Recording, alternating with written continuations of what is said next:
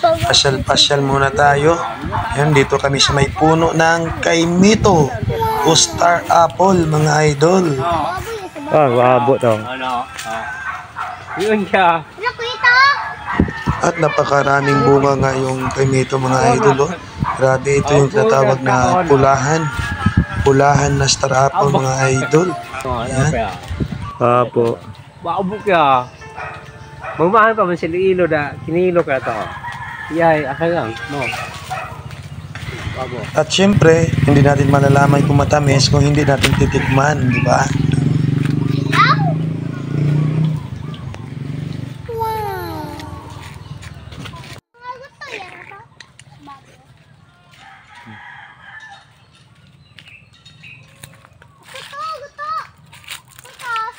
Ten.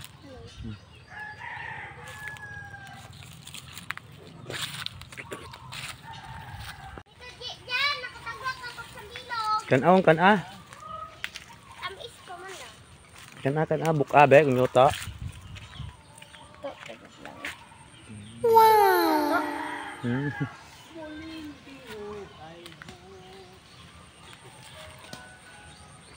Bukod maaga. Andam na ka ng ubray na ginaha. Mga sunog ito. Isda yan ang At pagkatapos nga namin kumain ng kaimito, mga idol, tayo nang dumaan yung mga kaibigan natin. Galing sila sa ilog.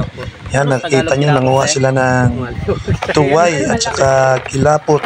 Hindi ko alam kung ano tawag sa inyo dyan. Basta dito sa amin, kilapot at saka tuway. Yan, nakita nyo, mga idol. Napakarami. Yan. Siyempre, hindi din mawawala yung chill-chill. Yan. Nag-chill-chill na din kami ng kumpare ko kasi holiday, wala din silang trabaho, mga idol. Siyempre, Holy Week. Kaya chill-chill muna at tamang pasyal lang, mga idol. Siyempre, kasama din natin yung mga bata dyan. Yan. Si Mami, ano ha? Gilin niya. Siyempre, mga idol, niluto din natin yung tuway at saka kilapot at pinagsalu-saluhan. Ayan, parang sa beach lang. Yung karamihan kasi ngayon, sa beach yung naliligo yung mga tao. Pero kami dito lang, tamang chill lang kami dito. Ayan, siyempre enjoy din yung mga bata, mga idol.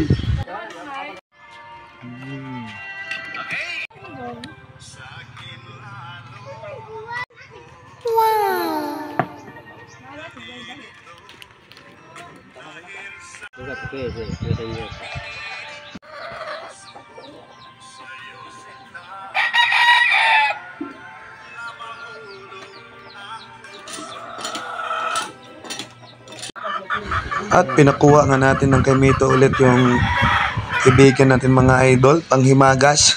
Ito talaga yung magandang trip, food trip pa. Yan.